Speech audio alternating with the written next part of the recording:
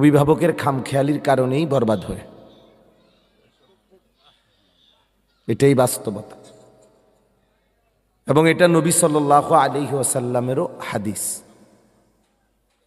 নবী সাল্লাল্লাহু আলাইহি ওয়াসাল্লাম ইরশাদ করেছেন, মা মিন মাউলুদিন ইল্লা ইউলাদু আলা ফিতরা। প্রত্যেকটি মানব সন্তান স্বভাবগতভাবে, সত্তাগতভাবেই, সৃষ্টিগতভাবেই জন্মলগ্ন থেকেই আল্লাহর দিন, আল্লাহর হুকুম, ইসলাম পূর্ণ মানার যোগ্যতা নিয়েই ভূমিষ্ঠ হয়। অতঃপর ফাআবাওয়াহু ইউহাউবিদানিহি ওয়া ইউনাসসিরানিহি ওয়া ইউমাজ্জিসানিহি। নবী সাল্লাল্লাহু আলাইহি ওয়াসাল্লাম বলেন, অতঃপর মা বাবা তাদের সন্তানদেরকে ইহুদি বানিয়ে দেয়, অথবা খ্রিস্টান বানিয়ে দেয়, অথবা অগ্নিপূজক বানিয়ে দেয়। মা বাবার সিদ্ধান্তের কারণেই বাচ্চাটা কোরআন পড়ে না। উনি ফয়সালা নিছে 6 বছর বয়সে, বাচ্চার সিদ্ধান্ত ছিল না। উনি সিদ্ধান্ত নিছে এই বাচ্চাটাকে মাদ্রাসায় পড়াবে না, তার জেনারেল শিক্ষাতে শুধু বাংলা, অঙ্ক, ইংরেজি পড়াবে, মাদ্রাসার এই কোরআন সুন্নাহ পড়াবে না। তাহলে এই ফয়সালাটা তো 6 বছরের বাচ্চার সিদ্ধান্ত না, এটা তার মা বাবার সিদ্ধান্ত। 6 বছরের বাচ্চা তো মাদ্রাসাও চিনে না, মসজিদও চিনে না, সে স্কুল কোনটা, মাদ্রাসা কোনটা, বাংলা কোনটা, আরবি কোনটা, কোনোটারই আলাদা কোনো গুরুত্ব বোঝে না। তাকে যেটাই পড়ানো হবে সে সেটাই পড়বে। আরবিতে বলে আল ইলমু ফিস সিগার কান নকশি ফিল হাজার। এটা আরবি একটা প্রবাদ। অর্থ কি?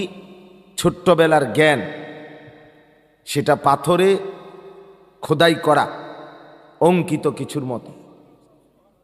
কোনো পাথরে কিছু কাইটা কাইটা যদি বানায়, অথবা এই যে কাঠের মধ্যে যে ফার্নিচারের দোকানদাররা কাইটা কাইটা নকশা করে, সেই নকশা কি হয় না, মুছে যায় না। যতদিন এটা থাকবে, বার্নিশ উঠতে যাক, রং ডিসকালার হইতে পারে, কিন্তু নকশাটা কি হবে না, মুছবে না, কারণ এটা তো কাইটা কাইটা করছে। তো পাথরে নকশা অথবা কাঠের নকশা যেমন স্থায়ীভাবে বসে যায়, ছোট্টবেলার জ্ঞান এইভাবে স্থায়ীভাবে কলিজার মধ্যে বসে যায়। এজন্য ছোটবেলার ভুল সিদ্ধান্ত আজীবনের জন্য পস্তাইতে হয়। আমাদের বাংলা পৃথিবীর একজন বিখ্যাত আলেম আল্লামা তাকি উসমানী দামাত বারাকাতুহুমুল আলিয়া, ওনার এক বয়ানে আমি শুনছি, উনি বলছেন 1 মিনিটের ভুল 100 বর্ষের মাসুল। অর্থাৎ 1 মিনিট হয়তো কোনো একটা দিন ভুল করে ফেলছে, এই ভুল সিদ্ধান্ত 1000 বছরের জন্য, 100 বছরের জন্য এটার খেসারত মাসুল দিতে হয়। এই জন্য প্রত্যেকটা বাচ্চা পিতামাতার কাছে আমানত, আল্লাহ তাআলা আমানত হিসাবে দিয়েছেন। তাকে নষ্ট করে ফেলা, তাকে বরবাদ করে দেয়া, এই মা বাপ পরবর্তীতে অবশ্যই হাসরের ময়দানে জবাবদিহি করতে হবে। রাসূলুল্লাহ সাল্লাল্লাহু আলাইহি ওয়াসাল্লাম এটাই পরিষ্কার বলছে, ফার-রাজুলু রাঈন আলা আহলি বাইতিহি। প্রত্যেকটি পুরুষ তার পরিবারের সদস্যদের ব্যাপারে তত্ত্বাবধায়ক, রাখাল, জিম্মাদার। ওয়াহুয়া মাসউলুন আনহুম। এবং নবী সাল্লাল্লাহু আলাইহি সাল্লাম বলেন, প্রত্যেকটা পুরুষ তার পরিবারের সদস্যদের ব্যাপারে, দ্বীনের ব্যাপারে হাসরের ময়দানে জিজ্ঞাসিত হবে। খাট, পালং, সোফা, ফার্নিচার, আসবাবপত্র কিছু যদি দিতে না পারে, এই কারণে কোনো জবাবদিহি করতে হবে না যে তুমি তোমার বাচ্চাটাকে, ছেলে মেয়েটাকে ঘর করে দিয়ে গেল না কেন, বাড়ি করলা না কেন, না, এটার কোনো জবাবদিহিতা নাই। দুনিয়ার কোনো বিচারেও এটার কোনো জবাবদিহিতা নাই, আখিরাতের বিচারেও নেই। কিন্তু হাসরের ময়দানে আল্লাহ তাআলার পক্ষ থেকে জিজ্ঞেস করা হবে, তুমি তাদেরকে দ্বীন শিখাইলা না কেন। রাসূলুল্লাহ সাল্লাল্লাহু আলাইহি ওয়াসাল্লামের সাহাবীরা, পরিষ্কার হাদিস, নবীজির সাহাবীরা নবীজিকে জিজ্ঞেস করছে, ইয়া রাসূলুল্লাহ কাদ আলিমনা হাক্কাল ওয়ালিদ, হে আল্লাহর নবী, পিতামাতার হক কি এটা তো আমরা বুঝছি, শুনলাম আপনার থেকে, কিন্তু ফামা হাক্কুল ওয়ালাদ, এখন সন্তানের হক কি এটা বলেন। সাহাবীরা জিজ্ঞেস করছে একদিন যে, ইয়া রাসূলুল্লাহ, মা বাবার হক তো আমরা বুঝছি, অনেক খেদমত করতে হবে, কিন্তু সন্তানের হক কি? সন্তানেরও তো কিছু চাওয়া পাওয়া আছে পিতামাতার কাছে, সেটা কি? তো রাসূলুল্লাহ সাল্লাল্লাহু আলাইহি ওয়াসাল্লাম বলেন, আন ইউহসিনা ইসমাহু ওয়া ইউহসিনা আদাবাহু। এই পরিষ্কার হাদিস। নবী সাল্লাল্লাহু আলাইহি ওয়াসাল্লাম বলেন, সন্তান জন্মের পরে তার একটি সুন্দর নাম রাখা এটা সন্তানের হক, আর ওয়া আন ইউহসিনা আদাবাহু, তার আখলাক, শিষ্টাচার, চরিত্র, তার জীবনের গঠন এটাকে সুন্দর করে দেয়া, সুন্দর একটি জিন্দিগি গঠন করে দেয়া, তাকে কোরআন সুন্নাহর আলোকে সাজিয়ে দেয়া, গড়ে দেয়া, এটাও পিতামাতার নিকট সন্তানের হক, সন্তানের হক। হাদিসে আছে নবী সাল্লাল্লাহু আলাইহি ওয়াসাল্লাম অসংখ্য ব্যক্তির নাম, সাহাবীদের মধ্যে অসংখ্য অগণিত সাহাবীর নাম নবী সাল্লাল্লাহু আলাইহি ওয়াসাল্লাম বদলে দিয়েছেন, বদলাইছেন, অহরহ বদলাইতেন। কালেমা পড়লেই বা শুনলেই নাম বদলাইতেন। আগের জাহিলি নাম, মূর্খতা যুগের নাম বদলাইয়া নতুন নাম রাখতেন। তাইলে এই জন্য বললাম এটা একটা গুরুত্বপূর্ণ সন্তানের হক।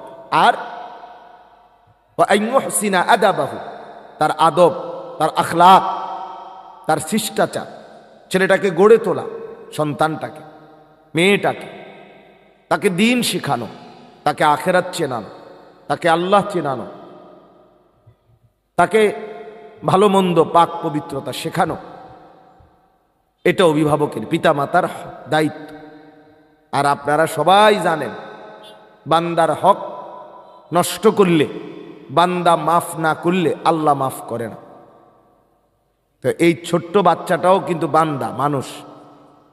তাহলে আপনি যে তার হক নষ্ট করলেন, তারে আপনি টেলিভিশন দেখতে দিলেন, তারে আপনি মোবাইলটা তুলে দিলেন, তারে আপনি ঘরের মধ্যে নাটক সিনেমা দেখার ব্যবস্থা করে দিলেন, সে আপনার সামনে চুল রাখে শয়তানের মতো, আপনি তাকে কিছু বললেন না, এক ওয়াক্ত নামাজ পড়ে না আপনার ঘরে, অথচ আপনি মাতেন না, কথা বলেন না,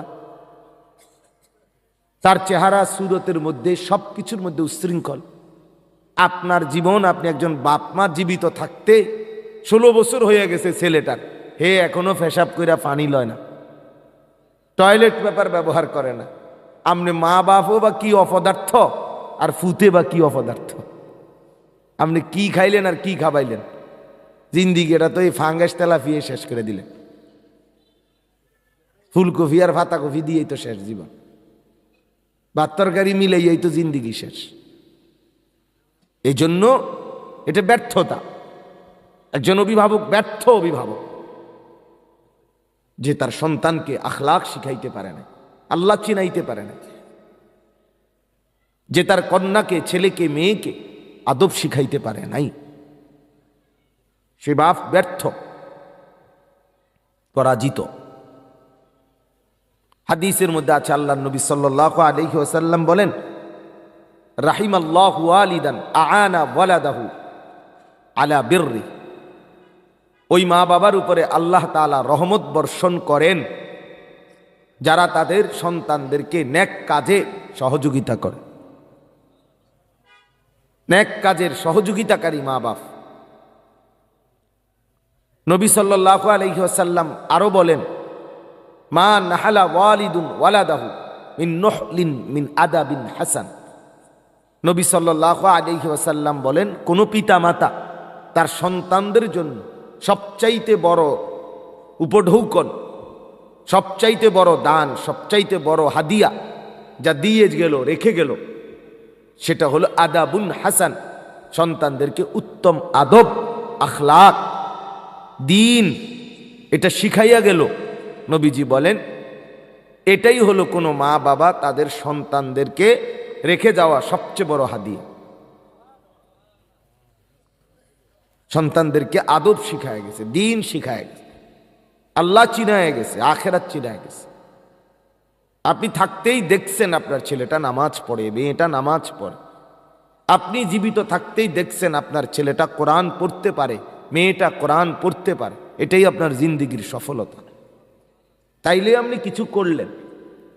আর যদি বলেন না, এটা বাদ দিয়ে ভাত মাছ চাল ডাল, ঘর দালান বিল্ডিং, জায়গা জমি, টাকা পয়সা, বাজার সদাই এগুলো করে দিয়ে গেছি, এডি আমনে করা মরার পরেও এটি হেবড়া করতে পারল না। এটা আমনের মতো বেড়ে যদি মরেও যাইতেন অসুবিধা ছিল না। যে বাচ্চার বাবা জন্মের সময় মরে যায়, ছোট্টবেলায় মরে যায়, হেইতে কোনো মরে যায় না, এই তো বড় হয়, গদ্দুয়ারও করে, বাড়িঘরও করে, বিল্ডিংও করে, বিয়েও করে, হে চাকরিও করে, ব্যবসাও করে, দোকানদারিও করে। তার বাপ মরে যাওয়াতে এর কিচ্ছু হয়েছে না। আপনি মরছেন আর এটা কি, আপনি মরতেন লইছেন, মরে আনা যাবেন, এটা কোনো কথা না। যে আমি মরে গেলে জি ফুতুরে দেখবো কে? আমনের বাপ মরছে আর আমনের যিনি দেখছে এ উনি আমনের ফুতুরেও দেখব। কথা বলেন না? আপনার বাপ মরা যা চাচা, যেমন আপনি, তো আপনার বাপ মরা যাওয়ার কারণে কি আপনি মরে গেছেন? তো আপনার বাপ মরার পরে যিনি আপনারে লাল বাঁচাইলেন, তো আপনি মরলেও আপনার ফুতুরে হেবড়া বাঁচাইবে, তিনি বাঁচাইবে, তিনি আছেন। নাহনু নারযুকুক, আল্লাহ বললেন আমি তো সকলকে রিজিক দেব। নাহনু নারযুকুকুম ওয়া ইয়াহুম, আল্লাহ বলছে আমি তোমাদেরকেও রিজিক দেব, তাদেরকেও দেব। আল্লাহর ওয়াদা। এজন্য আমি অনুরোধ করলাম, এই যে কয়জন শুনছেন, একজনও যদি বুঝে থাকেন আলহামদুলিল্লাহ, একজনকেই বললাম, দুইজন বুঝলে দুইজনকেই বললাম। বাকি এই কথাটা জরুরি। আজকে অধিকাংশ মুসলমান এই কথাটাই বুঝতে চায় না যে আমার দায়িত্বটা কি। আমি প্রত্যেক দিন চিৎকার করি এই কথাটা বলি যে আমাদের দায়িত্বটা কি, আমার দায়িত্বটা কি, আমার স্ত্রী সন্তানের প্রতি আমার প্রথম দায়িত্ব কি, আমার সংসারের প্রতি আমার। এই জিন্দিগি সবাই সংসারের জন্যই কষ্ট করে। এই যে বাজার ব্যবসা, এই টাকা পয়সার, এই যে মানুষের এই ক্ষেত ফসল, এত কিছু একজন ব্যক্তির নিজে নিজে একা খাইয়া পইরা চলনে লেগে কোনো এত টাকা এত মেহনত লাগে না, লাগেনি কন্যা। এটা তোর হোটেলে টেয়া 2000 জমা দিল, 3 বেলা ভাত খাওয়ান যায়। কিন্তু সব মানুষই বলে যে সংসারের জন্যই করতেছি, ঠিকই না বলেন না? জিফুত আছে, বউ বাচ্চা আছে, তাকে একটা ভবিষ্যৎ আছে, এই আশাতেই খাইয়া না খাইয়া কষ্ট করতেছি। এটা প্রত্যেকের মানসিকতা। এটা তো ঠিক আছে, ভালো দিক। পরিবারকে ভুলতে নিষেধ করছে আল্লাহ। ওয়ালা তানসা নাসীবাকা মিনাদ দুনিয়া, আল্লাহ বলে তোমার দুনিয়ার অংশ ভুলে যেও না। নবীজি বলছে আনফিক আলা ইয়ালিকা মিন তাওলিক, তোমার পরিবারের জন্য তোমার সাধ্য মতো খরচ করো। নবীজি বলছেন নাফাকাতুর রাজুলি আলা আহলিহি সাদাকা, কোন ব্যক্তি তার পরিবার পরিজনের জন্য খরচ করা এটা সরাসরি আল্লাহর রাস্তায় সাদাকা করার নেকি। নবীজি বলছে হাত্তাল লোকমাতা ফি ফি ইমরাতিক, তোমার স্ত্রীর মুখে একটি লোকমা তুলে দেওয়া এটাও সাদাকার সওয়াব। তাইলে এটা তো ঠিক আছে সংসারের জন্য। কিন্তু আমরা মুসলমান, আমরা শুধু বাবা না, আমরা মুসলিম বাবা, আমরা শুধু মা না, আমরা মুসলিম মা। আমাদের ঘর শুধু ঘর না, মুসলমানের ঘর। আমরা শুধু মানুষ না, আমরা মুসলমান। অতএব আমাদের দায়িত্বটা একটু ভিন্ন, আমাদের জিম্মাদারিটা একটু ভিন্ন। আমাদের দুনিয়া 2 নম্বরে, আমাদের আখেরাত 1 নম্বর। আমাদের নামাজ রোজা হজ যাকাত হালাল হারাম জিকির তসবিহ পাক না পাক আমাদের কবর, হাসর, আখেরাত, মিজান, ফুলসেরাত, এটা আগে। এরপরে আমাদের বাজার, ব্যবসা, চাল ডাল, তেল, সাবান, ঘর বাড়ি, দালান, বিল্ডিং, এটা 2 নম্বর। ওয়াবতাগি ফীমা আতাকাল্লাহুদ দারাল আখিরা ওয়ালা তানসা নসীবাকা মিনাদ দুনিয়া। আল্লাহ তাআলা বলেন, বান্দা আমি তোমাকে যা দিলাম তা দিয়ে তুমি প্রথম আখিরাতের ঘর, জান্নাতের বাড়ি তালাশ করো। এরপরে বলছে ওয়ালা তানসা নসীবাকা মিনাদ দুনিয়া, এবং দ্বিতীয়ত তোমার দুনিয়ার প্রয়োজন ভুলে যেও না, ভুলে যেও না। আমি মাহফিলে রওনা দেওয়ার আগে বাসায় বাজার করে দিয়ে আসছি। এখন আজকে আমি ছিলাম না বাসায় 2-3 দিন, তো দুপুরের বাজার করে দিয়ে গোছগাছ করে দিয়া বাচ্চারে জিজ্ঞাসি তোমার আব্বু কি লাগবে, মেয়েটাকে জিজ্ঞাসি তোমার কি লাগবে, কাগজে সব লিখে দিছে। আমি খরচ করে এক ক্যান্টনমেন্ট থেকে কিনা ঘরে আইনা বুঝাই দিয়া তারপরে আসছি। তো সেটাও আমার দায়িত্ব, এটাও আমার দায়িত্ব, এটাও আমার দায়িত্ব। আমি আসরের নামাজের পরে ভাত খাইছি, খানা দেরি হয়ে গেছে আমার, তো কিন্তু আমি খানা খাইছি যেমন আজকের দুপুরে খিদা লাগছে, এটা যেমন খাইলাম, মাগরিবের নামাজ আইসা পথে জামাতে ধরছি মসজিদে, তো সেটাও আমার দায়িত্ব, মিলায় নিলেই হয়। তাইলে আমাদের প্রথম দায়িত্ব আখিরাত, আমাদের প্রথম দায়িত্ব সন্তানের ইবাদত, আমাদের প্রথম দায়িত্ব স্ত্রীর পর্দা, আমাদের প্রথম দায়িত্ব মেয়েটার হায়া, শরম, ইজ্জত, আব্রু, চরিত্রের নিরাপত্তা। আমার খুলনার হজরত, বাংলাদেশের একজন বড় বুজুর্গ, আরিফ বিল্লাহ হজরত মাওলানা মুফতি নুরুল আমিন সাহেব, পাকিস্তান করাচির বিশ্ববিখ্যাত বুজুর্গ কুতুবে আলম আরিফ বিল্লাহ হজরত মাওলানা শাহ হাকিম মোহাম্মদ আখতার রহমতুল্লাহ আলাইহির খলিফা হজরত মাওলানা মুফতি নুরুল আমিন সাহেব, খুলনা। তো হজরত একদিন আমারে বলছে, আমার বড় সন্তান হলো মেয়ে, আমার 4টা সন্তান আলহামদুলিল্লাহ। তো আমার বড়টা মেয়ে, প্রথম সন্তান আমার মেয়ে। তো মেয়েটা যখন পড়ালেখা করে মাদ্রাসায়, মহিলা মাদ্রাসায় পড়তেছে, তখন হজরত আমার একদিন বলছে, মাওলানা খেয়াল রাখবেন মেয়ের আখলাক আগে, মেয়ের আখলাকের দিকে, মেয়ের চরিত্রের দিকে, মেয়ের চলাফেরার দিকে প্রতিদিন নজর রাখবেন। পড়া প্রয়োজনে কম হোক, পড়া অর্ধেক হোক, আখলাক 100 হোক। পড়া প্রয়োজনে কি হোক, 50% হোক, কিন্তু আখলাক 100%, আখলাক 100%। এটা জরুরি, এটা বুঝা দরকার। বাপ এটা বুঝতে শিখেন, এটা ভাবতে শিখেন, এটা আমাদের জিম্মাদারি। ওয়া'মুর আহলাকা বিসসালাহ, নবী সাল্লাল্লাহু আলাইহি ওয়াসাল্লাম বলেন, আল্লাহ বলেন, নবী আপনার পরিবারের সদস্যদেরকে আপনি নামাজের আদেশ করুন। এই যে পরিবারের স্ত্রী সন্তানকে নামাজের আদেশ করা, এটা জিম্মাদারি আমাদের, এটা আমাদের উপরে আবশ্যক, বাধ্যতামূলক।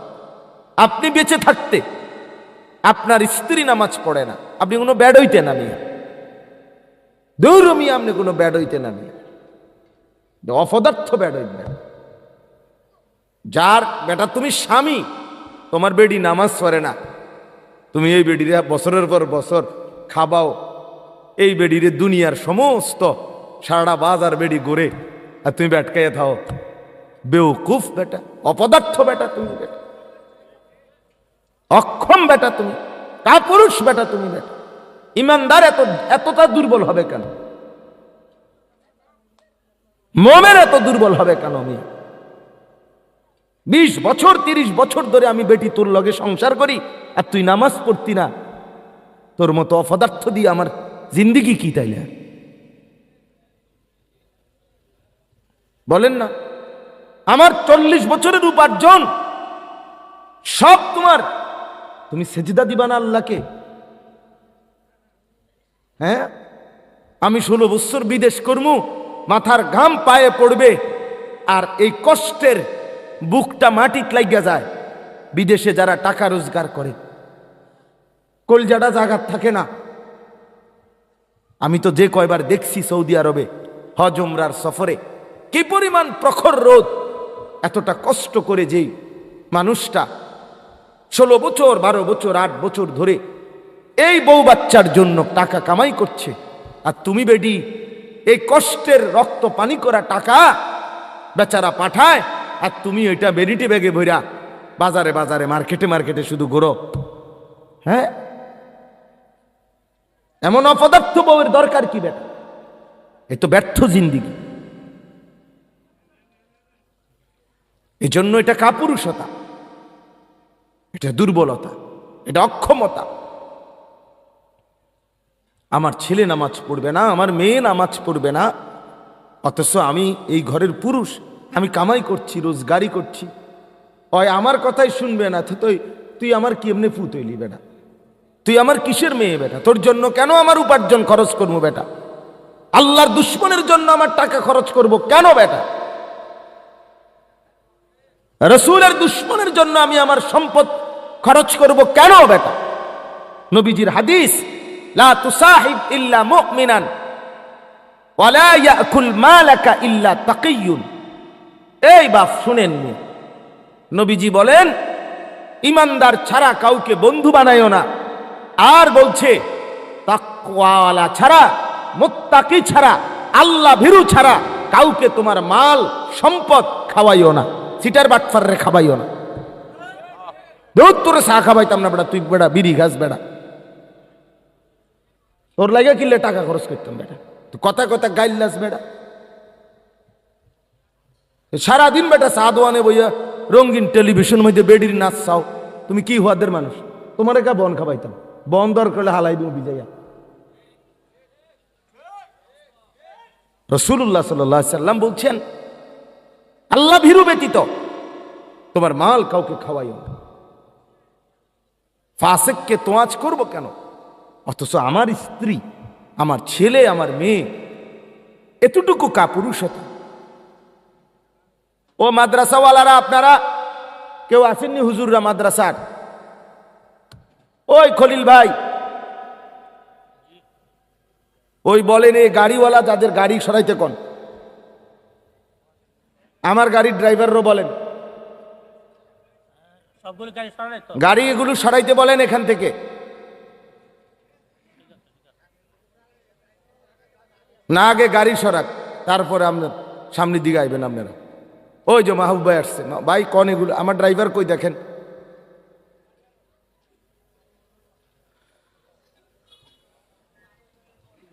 আমি একা রাখছি, আমারই বিচারক, আমার গাড়ি ফ্যান আছে। তো বাপ, আমরা বললাম, আমার কথাটা আমি লম্বা করলাম, এটা আমি এমনিতেও বেশি বলি। কোরআনুল কারীমে আল্লাহ তাআলা এটা বলছেন, আমাদেরকে জিম্মাদারি দিয়েছেন, ইয়া আইয়ুহাল্লাযীনা আমানু কু আনফুসাকুম ওয়া আহলিকুম নারা। রব্বুল আলামিন বলেন, হে ঈমানদার মুমিনগণ, তোমরা সকলেই নিজেকে এবং তোমাদের পরিবারের সদস্যদেরকে জাহান্নামের আগুন থেকে বাঁচাও। তাহলে এটা আল্লাহর আদেশ, কু আনফুসাকুম ওয়া আহলিকুম। কতবার শুনছেন? আমি একজন হুজুর নামিয়া কত লক্ষ আলেম, কত হাজার হুজুর আপনাদেরকে, কত মসজিদের ইমাম কত শতবার আপনাদের এই কথাটা বলছে যে পরিবারের সদস্যদেরকে জাহান্নামের আগুন থেকে বাঁচান। জুমার খতিবরা বলে, ওলামায়ে কেরাম বলে, কারো কথায় পাত্তা দেয় না, গাদ্দারি করে শুধু। 30 বছর ধরে, 20 বছর ধরে যে লোকটা তার ঘরে রঙিন টেলিভিশন নিয়মিত চালায়, তার স্ত্রী, ছেলে মেয়ে প্রত্যেক দিন তার ঘরে বৈশা নাচ গান নর্তকীর ছবি দেখে, এবারেই বিদ্যুৎ বিল দেয়, এবারেই ডিশের বিল দেয়, এবারে টাকা দিয়েই টেলিভিশনটা চলে, এবারে বানানো সোফাত বইয়া তার বেডি তার জিফুতে নর্তকীর নাচ দেখে, এবারে ঘরের চা খায়, এখান থেকে বৈশা বিস্কিট খায় আর নাচ গান দেখে। কসম খোদার, আমি বললাম রাসূলুল্লাহর হাদিস, যেই পুরুষ তার স্ত্রী সন্তানের জন্য অশ্লীলতা, নাপাকি, বেহায়াপনা, গুনাহ, অসভ্যতা মেনে নেয়, স্বীকৃতি দেয়, রাসূলুল্লাহ বলছে তাকে বলে দাইয়ুস। দাইয়ুস। আর নবী বলছে এই দাইয়ুসের জন্য জান্নাত হারাম। হারাম বেটা, তোর জন্য জান্নাত বেটা। টেলিভিশন লগে লইয়া যাইও কবরে, টেলিভিশন লগে লইয়া যায়। কারণ হাস কে ইসরাফিল ফু দিতে তো আরো দেরি হইতে আরে, এই ফাঁকে দিয়ে টাইমটা টেলিভিশন না চাইলে কাটাইবেন কেমন? কবরে একটা বাক্স লইয়া যায়। পল্লী বিদ্যুৎ রে কইয়েন যে আমার একটা কবরও একটা আবার লাইন দেন আর কারেন্টের। আপনার পরিচিত না থাকলে আমার কাছে আছে, পল্লী বিদ্যুতের বড় অফিসার আমার মহব্বত করে আছে, আমার লোক আছে, আপনার কবরে লাইন দিত কম। আপনি শুধু টেলিভিশনটা কিনবেন, কারেন্টের লাইনে আমি লাগাই দিব। খামখেয়ালি জিন্দেগি। কি মনে করছে? নবী সাল্লাল্লাহু আলাইহি ওয়াসাল্লাম বলেন, সালাসাতুন হারামাল্লাহু আলাইহিমুল জান্নাহ, তিন শ্রেণীর মানুষের জন্য জান্নাত হারাম। মুদমিনু খামরিন, এক নাম্বার হলো মদখোর। সমস্ত মদখোর, গাঁজাখোর, ফুট্টাখোর, বাবাখোর, ডাইলখোর, ইয়াবাখোর, এই হারামির জন্য জান্নাত হারাম। এই বেহায়া হাইওয়ান মানবতার শত্রু। এই সমাজের সবচেয়ে নিকৃষ্ট, জঘন্য, সবচেয়ে বিশ্রী, বাজে, অসভ্য মানুষ হইল নেশাখোর। যে নেশা করে সে জেনা করে। জানেন, নেশার একেবারে এই পিঠ ও পিঠ, এই পিঠ যেরকম আছে বুঝতে হবে, এই পিঠও আছে। নেশা যেখানে, জেনা সেখানে। প্রত্যেক নেশাখোর ব্যভিচার। নেশার পরবর্তী ধাপে হইল জিনা। জিনা। আমাদের বাংলাদেশে দেওবন্দের একজন বড় বুজুর্গ আসে, হযরত মাওলানা আমিন পালনপুরি, কিছুদিন আগে আসছেন উনি। ওনার একটা বই আছে উর্দুতে, এই বইতে আছে, উনি হাদিসটা উল্লেখ করছে, আমান শারিবাল খামরা তারাকাস সালাহ ওয়া ওয়াকা আলা আম্মাতিহি ওয়া খালাতিহি। সাংঘাতিক কথা। নবীজি বলেন, যে নেশা করে সে নামাজ ছেড়ে দেয় এবং অতি দ্রুতই সে তার আপনজন, খালা, মামি, ফুফি, চাচি, খালাতো বোন, মামাতো বোন, ফুফাতো বোন, চাচাতো বোন, এমন ঘনিষ্ঠ আপনজনের সাথে জিনা ব্যভিচার করতে উদ্যত হয়। রাসূলুল্লাহর হাদিস। কতটা সাংঘাতিক কথা।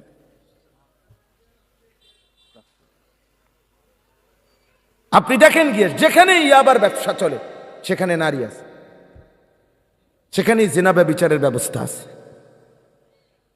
নেশা জমে না নারী ছাড়া, নারী জমে না নেশা ছাড়া। সব এজন্য মদ, গাঁজা, যেখানেই গাঁজা, ধর্মের নামে হোক, অধর্মের নামে হোক, মাজারের নামে হোক, উরুসের নামে হোক, যে কোনোখানে, ভালো জায়গাত হোক আর মন্দ জায়গাত হোক, যেখানেই গাঁজা, যেখানেই জেনা, ব্যভিচার। আল্লাহ আমাদেরকে মাফ করে দেন। তাহলে মুদমিনু খামরি, নেশাখোর জান্নাতে যাবে না, নবীজি বলছে। 2 নাম্বার, আকুল ওয়ালিদাইন, পিতামাতার অবাধ্য সন্তান। পিতামাতার অবাধ্য সন্তান, তার জন্য জান্নাত হারাম। মাকে কষ্ট দেয়, বাবাকে কষ্ট দেয়, মার উপরে জুলুম করলো, বাবার উপরে জুলুম করলো, আপন মা বাবার হক আদায় করলো না, মায়ের চোখের পানি ঝরলো, বাবার চোখের পানি ঝরলো, এমন নাফরমান সন্তানের জন্য জান্নাত হারাম। জান্নাত হারাম। নবী সাল্লাল্লাহু আলাইহি ওয়াসাল্লাম বলেন, কুল্লু যুনুব ইউআখিরুল্লাহু ইলা আজালিন, প্রত্যেক গুনার শাস্তি আল্লাহ চাইলে দেরি করেন হাসরের ময়দানে দিবেন এই পর্যন্ত, কিন্তু একটি গুনাহ ইল্লা আকুল ওয়ালিদাইন, পিতামাতার নাফরমানি, এইটার শাস্তি খোদার কসম নবী বলছে আল্লাহ তাআলা দুনিয়াতেই দিয়ে থাকে। লান ইয়ামুতা হাত্তা ইউআযযিবাহুল্লাহু ফিল আরদ, আল্লাহর নবী বলছে নাফরমান সন্তান মরবে না যতক্ষণ না জমিনে কষ্ট না পাবে। তুমি বেজ্জুতি হই ভাই, তুমি বেডি লইয়া গেছো গা, হ্যাঁ চাই, তুমি বউ লইয়া গেছো গা মা বাপরে কষ্ট দিয়া, এই বউয়ের কন্যা নিতে সোজাইয়া যাইবা, আর মানসে কন্যা লাগবে না। বউয়ের যন্ত্রণাতেই ঘরটা জাহান্নাম হয়ে যাবে, আর লাগতো না। মানসে আর আগুন লাগান লাগবে না, এই ঘরের আগুনে সার, আলগার সিলিন্ডারের বোতল আনা লাগতো না, এইটা দিয়ে সার। হ্যাঁ হ্যাঁ, মা বাবার অবাধ্য সন্তান। 3 নম্বর হলো এই যেটা বলার জন্য বলছি, ওয়াদ-দায়্যুস আল্লাযী ইউকিররু আহলাহু আল খুবুসা। নবীজি সাল্লাল্লাহু আলাইহি ওয়াসাল্লাম বলেন এই যে দায়্যুসের জন্য জান্নাত হারাম। আর দায়্যুস কে?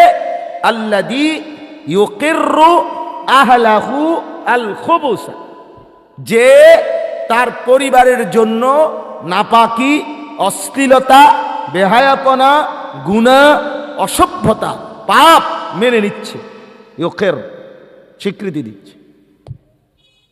তাহলে আপনি যাই যে 10টা বছর ধরে আমনের ঘরে রঙিন টেলিভিশন চলে, আমনের বেডিয়ার, আমনের জিফুতের নাচ গান দেখে প্রত্যেক দিন, আমনে এই বউ বাচ্চার জন্য, পরিবারের সদস্যদের জন্য অসভ্যতা মেনে নেন নাই?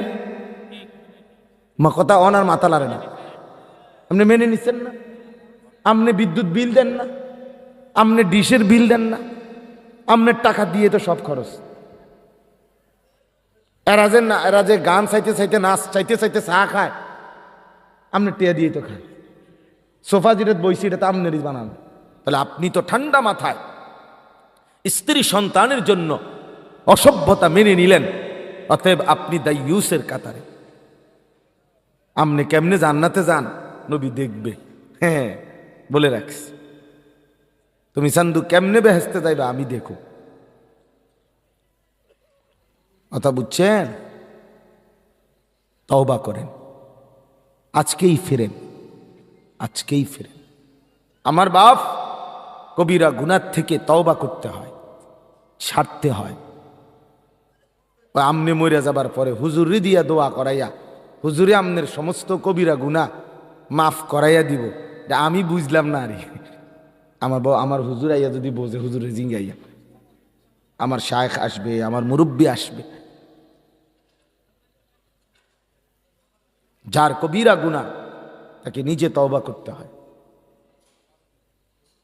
আপনার সারা জীবনের চুরি, ডাকাতি, সুদ, ঘুষ, জিনা, ব্যভিচার, নাচ গান, নর্তকীর ছবি, এই সমস্ত অপরাধ আমারে আপনি টাকা 200 দিবেন, আমি টাকা 200 দিয়ে আল্লাহর কাছে বুঝাইয়া কইয়া আপনারে মাফ করাই দেবো। বাহ,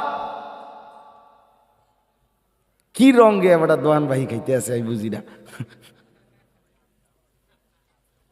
ও কি তো ঘটনা, কিতা আসলে কি বিষয়টা এমন?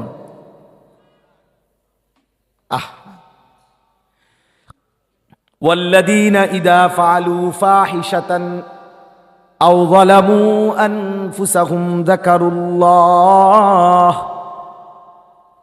فاستغفروا لذنوبهم ومن يغفر الذنوب إلا الله ولم يصروا على ما فعلوا وهم يعلمون। রব্বুল আলামিন বলে, আমার বান্দারা শুনো, যারা জীবনভর অশ্লীলতা, বেহায়াপনা অথবা নিজের জীবনে গুনাহ আর নাফরমানি করতে করতে জীবনটা শেষ করে ফেলেছে, তাদের করণীয় কি? তাদের 1 নাম্বার করণীয় হলো যাকারুল্লাহ, তারা মনে করবে আমার আল্লাহকে। কাকে? প্রথম মনে করতে হবে নিজের গুনাহ অপরাধের জন্য কাকে? ফাস্তাগফারু লিযুনুবিহিম, অতঃপর সমস্ত গুনাহের জন্য আল্লাহর কাছে ক্ষমা প্রার্থনা করবে। আর ইস্তেগফার আর তওবা করতে হবে এভাবে, তিনটা জিনিসকে একত্র করে। এক নম্বরে আল্লাহকে বলতে হবে রব্বুল আলামিন, যে গুনাহগুলো করেছিলাম সেগুলো চিরতরে ছেড়ে দিলাম। কালউমা কান, শেকড় সহ সমূলে গুনাহ ছেড়ে দেওয়া। দুই নম্বরে আইয়াজিমা আলাইহা আল্লা ইয়াউদা ইলাইহা আবাদান, এ কথার মজবুত সিদ্ধান্ত দিতে হবে আল্লাহ জেনে বুঝে আর কোনোদিন এমন নাফরমানি করব না। তিন নম্বরে আল্লাহর কাছে বলতে হবে মাওলা, আপনি ছাড়া মাফ করবার কেউ নাই, আপনি আমারে মাফ করে দেন, আমি লজ্জিত। আমি মাওলা গুনাহে কবিরা, পেছনের নাফরমানির জিন্দিগি ছেড়ে দিলাম, আর করব না, ওয়াদা দিলাম। আমি মাওলা লজ্জিত, মাফ চাইলাম। আল্লাহ বলেন, আমার কোন বান্দার মধ্যে আমি যদি এই তিন গুণওয়ালা তওবা দেখতে পাই, এমন মাফ এমন ক্ষমা প্রার্থনা যদি আমার বান্দা করে তিনটি বৈশিষ্ট্য নিয়ে, উলাইকা জাযাউহুম মাগফিরাতুম মির রাব্বিহিম, আমি রবের পক্ষ থেকে বিনিময়ে সব গুনাহ একসাথেই মাফ করে দেব। আমি ওয়াদা দিলাম বান্দা, আমি মাফ করে দেব। ইয়া বনা আদম লাউ বালাগাত যুনুবুকা আনানাস সামাই সুম্মা ইস্তাগফারতানি গাফারতু লাকা ওয়ালা উবালি। হাদিসে কুদসিতে আল্লাহ বলেন, বনি আদম, আমি আল্লাহ ওয়াদা দিচ্ছি রে বান্দা, যদি গুনাহ তোমার আসমান পর্যন্ত পৌঁছে যায়, অতঃপর যদি আমার নিয়ম মতো তওবা করো, মানে গুনাহ ছেড়ে দিলা, আর করবা না, ওয়াদা দিলা, লজ্জিত হয়ে মাফ চাইলা, গাফারতু লাকা ওয়ালা উবালি, কোনো পরোয়া না করে, কাউকে কিছুই জিজ্ঞেস না করে, আমি আল্লাহ পুরা গুনাহ একবারেই মাফ করে দেব। হ্যাঁ, আমি আছি মাওলা, আছি বান্দা, তুমি আইসো রাত গভীরে, তওবা নিয়ে আমি মাগফিরাত নিয়ে আসবো রাত গভীরে। হ্যাঁ, লাউ আতাইতানি লাইলান আতাইতুকা লাইলা, তুমি বান্দা যদি গুনাহ নিয়ে আসো রাতে, আমি মাগফিরাত নিয়ে আসবো রাতে। তো ইন আতাইতানি নাহারান আতাইতুকা নাহারা, তুমি যদি গুনাহ নিয়ে আসো দিনের আলোতে, আমি মাগফিরাত নিয়ে আসবো দিনের আলোতেই, দেরি করব না। আসবে যখন মাফ করে দেব তখন। তুমি চোখের পানি ফেলবে যখন, আমি ধুয়ে মুছে সাফ করে দেব তখন। তুমি কাঁদলে আমি মুছে দেব, তুমি মাফ চাইলে আমি মাফ করে দেব, আমি দেরি করি না, আমি অপেক্ষায় থাকি। লাল্লাহু আশাদ্দু ফারাহান বিতাওবাতি আবদিহি, আল্লাহর নবী সাল্লাল্লাহু আলাইহি ওয়াসাল্লাম বলেন, আল্লাহ তাআলা সবচেয়ে বেশি খুশি হয় তার কোন বান্দা যখন তওবা করে। কি করে বলেন? কি করে? বান্দা যখন আল্লাহর কাছে ফিরে আসে। তওবা মানে ফিরে আসা, তওবা মানে ফিরে আসা। তুবু ইলাল্লাহি জামিআন আইয়ুহাল মুমিনুন লাআল্লাকুম তুফলিহুন। আল্লাহ বলে, বান্দা, সমস্ত মুমিন সকলেই আমি আল্লাহর কাছে তওবা করে ফিরে আসো। লাআল্লাকুম তুফলিহুন, আমি আল্লাহ ওয়াদা দিলাম, ঠিক ঠিক তওবা করলে তোমরাই হবে সফল, তোমরাই হবে জান্নাতি। তওবা করো, ফিরে আসো দোস্ত, নওজোয়ান ফিরে আসো, বন্ধু আমার ফিরে আসো, ফিরে আসো। অন্ধকারে সুখ নাই, অন্ধকারে তৃপ্তি নাই, অন্ধকারে স্বস্তি নাই, অন্ধকারে স্বাচ্ছন্দ্য নাই। আলোতে সুখ আছে, আলোতে তৃপ্তি আছে, আলোতে স্বস্তি আছে। এজন্য মানুষ যখন কারেন্ট চলে যায় তখন ইন্না লিল্লাহ বলে, মানে এটা মুসিবত। আবার যখন বিদ্যুৎ আসে মানুষ আলহামদুলিল্লাহ বলে, মানে খুশি। অতএব গুনাতে স্বস্তি থাকে না, ঠিক অন্ধকারে স্বস্তি থাকে না। ঠিক প্রত্যেকটা গুনাহ বাপ অন্ধকার, অন্ধকার, অন্ধকার। প্রতিটা গুনাহ অন্ধকার, প্রতিটা চুরি অন্ধকার, প্রতিটা ডাকাতি অন্ধকার, প্রতিটা জিনা অন্ধকার, প্রতিটা ব্যভিচার অন্ধকার, প্রতিটা নর্তকীর ছবি অন্ধকার, প্রতিটি বেহায়া নারীর নাচ অন্ধকার। যুবক, তুমি সুখ পাইবা না, অন্ধকারে সুখ নাই, অন্ধকারে স্বাচ্ছন্দ্য নাই। সারা রাত উলঙ্গ ছবি দেখার পরেও খোদার কসম তৃপ্তি হবে না, সুখ আসবে না, যৌবনের শক্তি নষ্ট হবে। হাতটাকে খারাপ ব্যবহার করে নষ্ট হয়ে গেল, শরীরের যৌন চাহিদা নষ্ট হয়ে গেল, যৌবনের সক্ষমতা নষ্ট হইল, মোবাইলের টাকাগুলো শেষ হইল, আখেরাতটা বরবাদ হয়ে গেল। চারদিকে অন্ধকার ছাড়া, হতাশা ছাড়া আর কিছুই জুটল না, আর কিছুই জুটল। গুনাহ সুখ দেয়, গুনাহ অন্ধকার, অন্ধকারে সুখ নাই। গুনাহ আগুন, আগুনে স্বস্তি নাই। এজন্য কোনো হারামখোর সুখে নাই। আপনি দেখেন, সুদখোর, মদখোর, নেশাখোর, জুয়াখোর, দেখেন আপনি সুখে নাই, অতৃপ্তি ওদের জীবনে, অতৃপ্তি, অশান্তি। গুনাহ সুখ দেয় না, সুখ দেয়। 60 বছর ধরে হক না হক পন্থায় কামাই করলো বেচারা, শেষ বয়সে এখন ধুকে ধুকে মরে। স্ত্রীও খুশি না, ছেলেও খুশি না, কেউ খুশি না। এতে কয় হেতেরে বেশি দিয়া লাইছে, এতে কয় এতেরে বেশি দিয়া লাইছে, এইতে কয় হেতের উপরে জুলুম করছে, ওইতে কয় আমি কিচ্ছু পাইছি না, আহা শুধু খাই খাই খাম খাম। অথচ তুমি তো এদের সুখের জন্যই আল্লাহকে ছেড়ে দিছ, আখিরাতকে ভুলে গেছো, তুমি আল্লাহকে নারাজ করছো। এজন্য বাপ বুঝতে শিখেন, ভাবতে শিখেন, গুনাহ থেকে ফিরেন, স্ত্রীকে বাঁচান, ছেলেকে বাঁচান, মেয়েকে বাঁচান, পরিবারকে বাঁচান, বিবি বাচ্চার প্রতি আরেকটু যত্নবান হন, আরেকটু যত্ন। মানুষের উপরে মেহনত করেন, খাট পালংয়ের উপরে না। খাট পালং, সোফা, ফার্নিচার এগুলো একটা হইলেই হইল। এক জমানা শত শত বছর বাপ চাচা দাদা মুরব্বীরা কাঠের পিঁড়ির মধ্যে বইই ভাত খাইছে, তাদের কি জিন্দিগি পার হয় নাই? কথা বলেন না কেন? হ্যাঁ, বাঁশের চাটি, বাঁশের চাটে। নবী সাল্লাল্লাহু আলাইহি ওয়াসাল্লাম, হযরত ওমর রাদিয়াল্লাহু তাআলা আনহু একদিন নবীজির কামরায়, হুজরায় গিয়া দেখে নবী সাল্লাল্লাহু আলাইহি সাল্লাম এরকম একটা হোগলা চাটাই, চাটাইয়ের মধ্যে শোয়া, একটা চাদরও নাই। কসম খোদা, ওয়াকাদ আসসারা আলা জামবি, নবী সাল্লাল্লাহু আলাইহি ওয়াসাল্লামের এই চাটাইয়ের দাগ নবীজির দেহ মোবারকের মধ্যে লেগে আছে। এই পবিত্র সুন্দর দেহে দাগ পড়ে গেছে। হযরত ওমর দেখলেন। এরপরে নবী সাল্লাল্লাহু আলাইহি সাল্লাম একটু ছাতু, হাতু না কয় হাতু আগে কইতেন না আপনারা, ফানিত গুল্লা খাইতো যে পাউডারের মতো, কি কইতেন? হাতু, ছাতু, এই ছাতু আর কি, হাতু কন আর ছাতু কন, মানে যেটা শুধু পানি দিয়ে গুল্লা কি খায়, এই আটার মতো, ময়দার মতো, আরো নিম্নমানের। এই এই ছাতু নবীজি সাল্লাল্লাহু আলাইহি সাল্লামের জন্য শুধু খাবার, পানি দিয়ে গুলে খাবে, আর কিচ্ছু নেই। হযরত ওমর রাদিয়াল্লাহু তাআলা আনহু এই দৃশ্য দেখে কেঁদে ফেললেন।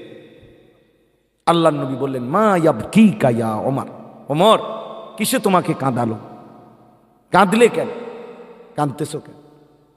হযরত ওমর বললেন, লিমা লা আবকি ইয়া রাসূলুল্লাহ, হে আল্লাহর নবী আমি কাঁদবো না কেন?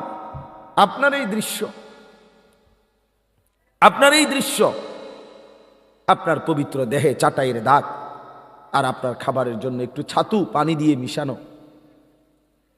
আনতা সফওয়াতুর রসুল, আপনি তো সমস্ত রসুলদের নির্যাস সারাংশ। সোয়া লাখ আম্বিয়ার যত গুণ, বৈশিষ্ট্য, মুজিজা আপনি তো একাই সবটা একসাথ করে নিয়ে আছেন। হুসনে ইউসুফ দমে ঈসা ইয়াদে বাইদা দারি, আচে খুবা হামা দারান তু তনহা দারি।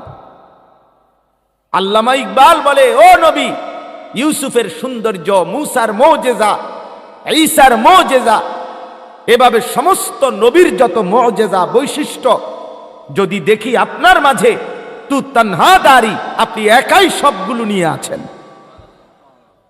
আপনি সেই নবী, আপনি কায়নাতের শ্রেষ্ঠ, আপনি রব্বে করিমের মাহবুব, আপনি তার হাবিব, আপনি তার কলিজার টুকরা। আপনি হাসলে আল্লাহ খুশি হন, আপনি কাঁদলে আল্লাহ ব্যথিত হন। সেই আপনার এই হালাত, আপনার খাবারের এই দুর্বল অবস্থা, শোয়ার বিছানা নাই। ওয়াল কিসরা ওয়াল কাইসার ইয়ালবাসুন আল হারির ওয়াদ দিবাজ, অথচ রোম পারস্যের বাদশাহ কিসরা কাইসার, দুনিয়ার ওই বাদশাগুলো, রাজা বাদশাগুলো রেশমের পোশাক পরে রেশমি গালিচায় ঘুমায়, কত নাজ নিয়ামত, কত উত্তম কিছু খায়। আর আপনি শ্রেষ্ঠ রসুল হয়ে আপনার এই হালাত, এই দৃশ্য দেখে আমার চোখে আমি আর কান্না থামাইতে পারলাম না। নবী, আল্লাহ নবী সাল্লাল্লাহু আলাইহি ওয়াসাল্লাম মুচকি হাসি দিয়ে বললেন, আমা তারদা আন তাকুনা লানাল আখিরা ওয়ালা হুমুদ দুনিয়া। আহা, আল্লাহর নবী বললেন, ওমর তুমি কি এতে খুশি হবা না যে আমরা আখিরাত থেকে নেব, ওরা দুনিয়া থেকে নেক। নাফরমান দুনিয়া থেকে, আরে সুদখোর তুই নে, দুনিয়া নে, দিলাম তো। হারামখোরকে দুনিয়া দিয়ে দাও, আমরা আখিরাত থেকে নেব। হযরত ওমর বললেন মুচকি হাসি দিয়ে, চোখের পানি মুছে, হ্যাঁ আল্লাহর রাসূল, আল্লাহর কসম, তাহলে আমি রাজি, আখিরাত থেকে নেব। যারহুম ইয়াকুলু ওয়া ইয়াতামাত্তাউ ওয়া ইউলহিহিমুল আমাল ফাসাউফা ইয়ালামুন। রব্বুল আলামিন বলেন, ও আমার বান্দা, দুনিয়ার সবগুলো বেঈমান নাফরমানকে ছেড়ে দাও। ইয়াকুলু, দুনিয়া তারা খাইতে থাক, ওয়া ইয়াতামাত্তাউ, দুনিয়া তারা উপভোগ করতে থাকুক, ওয়া ইউলহিহিমুল আমাল, দুনিয়া নিয়ে লম্বা লম্বা আশা করতে থাকুক। দুনিয়ার কত স্বপ্ন, কত আশা, কত আকাঙ্ক্ষা, পরিকল্পনা বাস্তবায়ন করতে থাকুক। ছেড়ে দাও, এদেরকে দাও। ফাসাউফা ইয়ালামুন, আল্লাহ বলেন অল্প সময় পরেই তারা জানতে পারবে, কবরের প্রথম রাতেই টের পাবে কি করা উচিত ছিল আর করেছিল কি। কবরের প্রথম ধাক্কাতেই টের পাবে। ফাসাউফা ইয়ালামুন, অল্প সময় পরে হাসরে টের পাবে, অল্প সময় পরে পরকালে টের পাবে। আফসুস করবে তখন। কি করবে? আফসুস করবে। কি করবে বলেন বন্ধু? আফসোস করবা। এই ছেলে, তোমরা যারা এক ওয়াক্ত নামাজ পড়ো না, অপদার্থ, এই বেহায়া, তুই তো বেটা নির্লজ্জ বেটা, তুই বেহায়া বেটা, বেশরম বেটা, গাদ্দার বেটা, খারতেরা বেয়াদব বেটা, কাকে সেজদা করো না? এত বড় মালিক, এত বড় কায়নাতের মালিক, 7 আসমান 7 জমিন, কুল কায়নাতের যিনি মালিক, মাথার তালু থেকে পায়ের নখ পর্যন্ত আমার অস্তিত্বের যিনি মালিক, আমার যার ইচ্ছায় আমি চোখে দেখি, যার ইচ্ছায় আমার হাত নড়ে, যার ইচ্ছায় আমার শরীরের সমস্ত নড়াচড়া, যার ইচ্ছায় আমার নিঃশ্বাস আসা যাওয়া করে, এত বড় মালিকের সামনে, এত বড় মহান আল্লাহর সামনে, যার ঘাড় নয় না, যে সেজদা করে না, আমি প্রত্যেক দিন বলি তার চাইতে বড় ঘাড় তেরা, বেয়াদব, গাদ্দার, অসভ্য আর কেউ হইতে পারে না। তুই সবচেয়ে বড় ঘাউরা নাম্বার 1। তুই মনে রাখিস, তোর ঘাট সাইয়া ফেরেস্তা কবরে তোর ঘাট সাইয়া ঘাড়ের মধ্যে প্রথম বাড়িটা দিব, তোর ঘাটটা ফোতা দেব। কার সাথে নাফরমানি কর? মাত বুড়ি দেখাও মানুষের বেড়ি চাইয়া। হ্যাঁ, এ বাদ দুগা খাইতে পারলে দুনিয়া আহামরি কি দুনিয়া ভোগ করলাম আমরা, যে জন্য আল্লাহকে ভুলে গেলাম। দুনিয়া খুব বেশি কিছু ভোগ করার আছে কিছু? কি দুনিয়া? ফাঙ্গাস, তেলাফিয়া, ধন্যভাতা, কাঁচামরিচ, খিরা, টমাটো, ফুলকপি, ফাতাকপি, ফার্মের মুরগা, কক মুরগা, আর কি তা? আর তো আমি কিছু দেখি না। এ ঘুরে গেলে এই তো খানা, আর কি? আর কি? মূলা, আর কি তা? বলেন না, আপনি বলেন। জঙ্গলের একটা বাঘ প্রতিদিন খোদার 365 দিন গোশত খায়, সে কি ফাঙ্গাস খায়? আপনি কর না বেলে দোস্ত, আজ যে মিলাইতে পারছি না, আজ একটা বেলা শুধু করতো 2টা টুরকা ফাঙ্গাস, তুমি কব দাঁত ফেলাই দেবো বেটা। আমগো বংশের বেটা জীবনে কেউ গোস্ত ছাড়া কিছু খায় না বেটা। দুনিয়া আমাদের চাইতে বেশি ভোগ করে কিনা? এক জঙ্গলের বাঘ, দুনিয়ার জন্তু জানোয়ার তো আমাদের চাইতে দুনিয়া বেশি ভোগ করে। বাপ, কি দুনিয়া পাইয়া আখেরাত ছেড়ে দিলেন? আহামরি কি পেয়ে গেলাম? 60 বছরে কি জোগাড় করলেন? এক সেট সোফা, একটা ডাইনিং টেবিল, 6টা চেয়ার, 2 আলমারি, 3খান খাট, একান ঘর করছেন, 4টা রুম, ভিতরে 2টা বাথরুম। বাথরুম দিও টাইলস, আগে মাটিত মুততেন, টাইলসে মতেন, এই তো আর কি। আর কিটা কিটা কি বেশি উল্টাই লেছেন আপনি একবারে? হ্যাঁ, কামটা করলেন কি? ইয়ালামুনা যাহিরাম মিনাল হায়াতিদ দুনিয়া ওয়া হুম আনিল আখিরাতি হুম গাফিলুন। আল্লাহ বলে, বান্দা তুমি তো দেখছি দুনিয়ার জীবনের বাহ্যিক দিক তো বুঝতেছ, কিন্তু বান্দা আখিরাতের ব্যাপারে তো একদম গাফিল হয়ে আছো। দুনিয়া তো খুবই বুঝলা বান্দা, আখিরাত তো মোটেই বুঝলা না। কিন্তু আফসুস করবা, আফসুস আফসুস। রুবামা ইয়াওয়াদ্দুল্লাযীনা কাফারু লাউ কানু মুসলিমিন। আল্লাহ বলে, প্রত্যেকটা কাফের, বেঈমান, নাফরমান হাসরের ময়দানে আফসুস করবে, আকাঙ্ক্ষা করবে, হায় যদি মুসলমান হতাম, যদি আল্লাহর আনুগত্য করতাম। কোরআনে আল্লাহ বলেন, ওয়াজিআ ইয়াউমা ইদিন বিজাহান্নাম ইয়াউমা ইদিন ইয়াতাযাক্কারুল ইনসানু ওয়া আন্না লাহুয যিকরা। আল্লাহ বলে, আমার বান্দা কিয়ামতের ময়দানে জাহান্নামটাকে আমার ফেরেশতা দিয়ে টেনে আনা হবে, জাহান্নামকে হাসরের ময়দানে দাঁড় করানো হবে। জাহান্নামের বিকট চিৎকার আর বিভৎস আযাবের দৃশ্য দেখে সমস্ত মানুষ তার পিছনের হায়াতের সব কথা মনে পড়বে। ইয়াউমা ইদিন ইয়াতাযাক্কারুল ইনসান, পুরা হায়াত মনে পড়বে। ওয়া আন্না লাহুয যিকরা। আল্লাহ বলে, বান্দা সেদিন মনে পড়ে আর কি লাভ হবে? মনে তো পড়বে বন্ধু, লাভ কি হবে বলো না, লাভ কি হবে বলো না। ইয়াকুলু ইয়া লাইতানি কদ্দামতু লিহায়াতি। নাফরমান চিৎকার করে বলবে, হায় আফসুস, আমি যদি দুনিয়ার হায়াত থাকতে আজকের আখিরাতের জন্য কিছু নেকি পাঠাইতাম। ইয়া লাইতানি কুনতু তুরাবা, হায় যদি আজকে আমি মাটি হয়ে যেতাম। এই যে সব আফসোস। ইয়া লাইতানি লাম উতা কিতাবিয়া, হায় যদি আমার আমল নামা আজ আমার হাতে না দিত।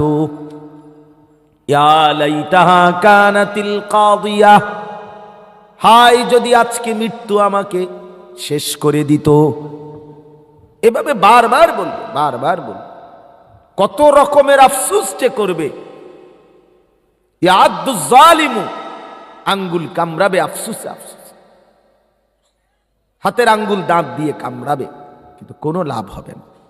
আমার বাপ, আমার কথা শেষ।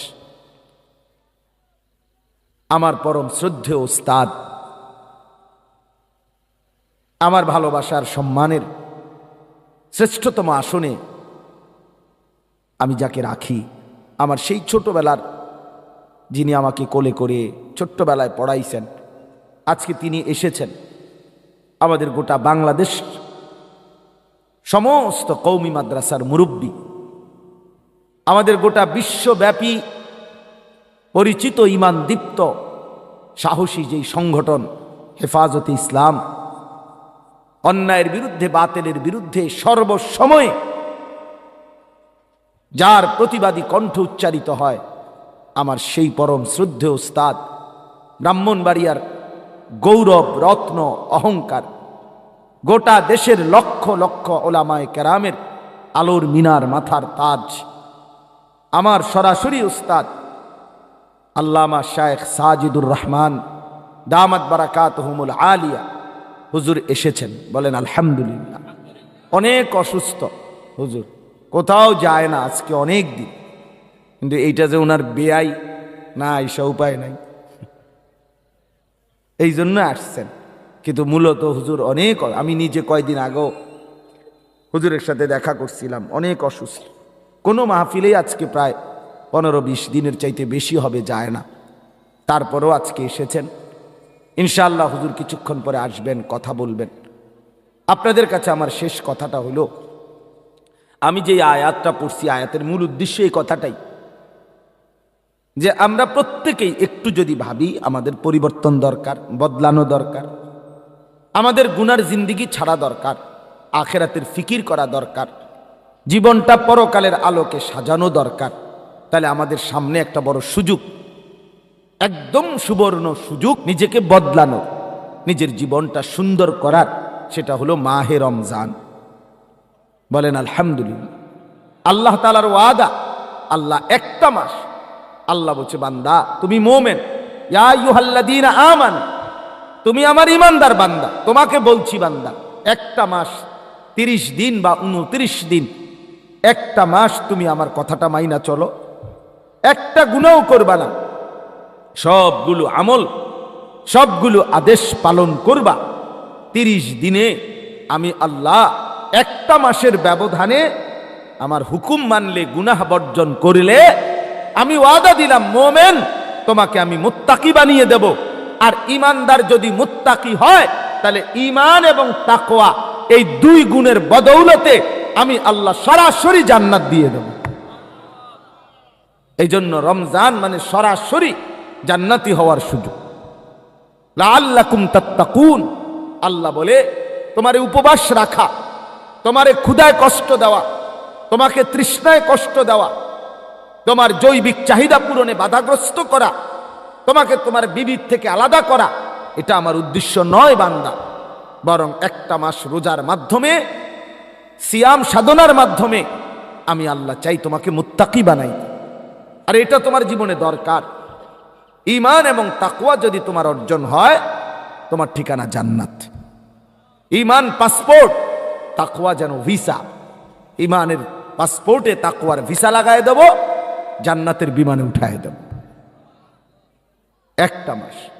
এই জন্য আমি অনুরোধ করছি, আপনারা প্রত্যেকে ইনশাআল্লাহ এই রমজানকে সামনে নিয়ে নিজের এবং স্ত্রী সন্তানের জীবন পরিবর্তনের, ঈমান আমল আখেরাতের ফিকিরের একটা মজবুত দৃঢ় সিদ্ধান্ত নেন। বলেন ইনশাআল্লাহ। একটু হিম্মত করেন, একটু যুবক তোমাদেরকে বলি ভাই, যে কয়জন নওজোয়ান বর্ষ, নষ্ট হইও না বাপ। তুমি নষ্ট হইলে পৃথিবীর কিচ্ছু হবে না। তোমার মতো আমার মতো 2-4 জন অপদার্থের লাগিয়া পৃথিবী আটকায় না। সূর্য উঠবে, চাঁদও উঠবে, দুনিয়া তার স্বাভাবিক গতিধারায় চলবে। তো তুমি নষ্ট হয়ে গেলা, তুমি বরবাদ হয়ে গেলা, আর কি নিজেকে ক্ষতিগ্রস্ত করলা।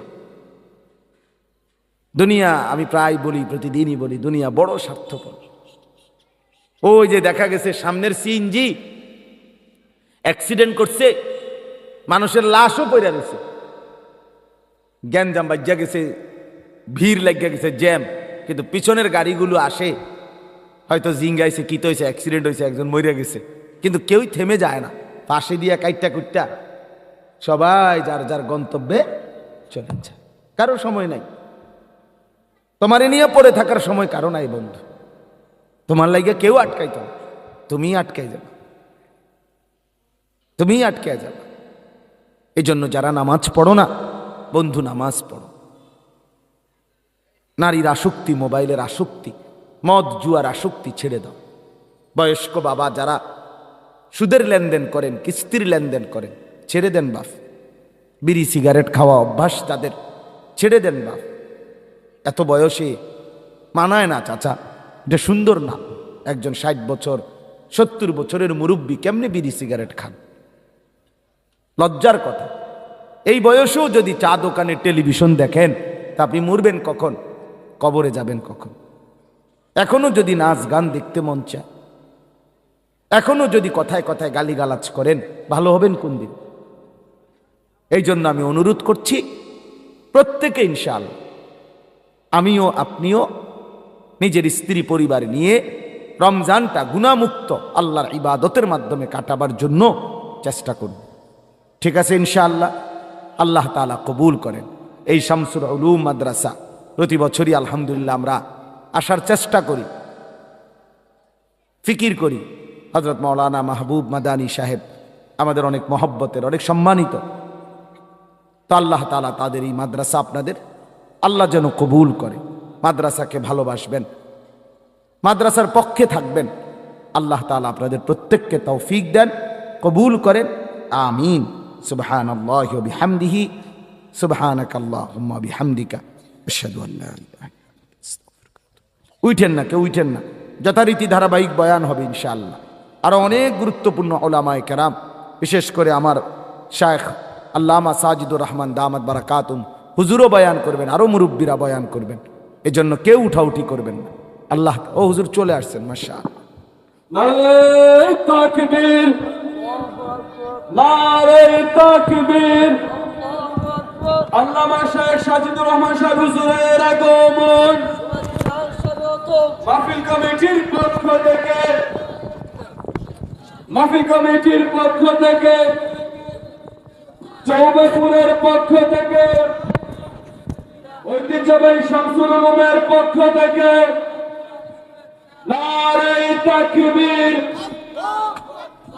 বাংলাদেশ জামাত ইসলামের মহাসচিবের আগমন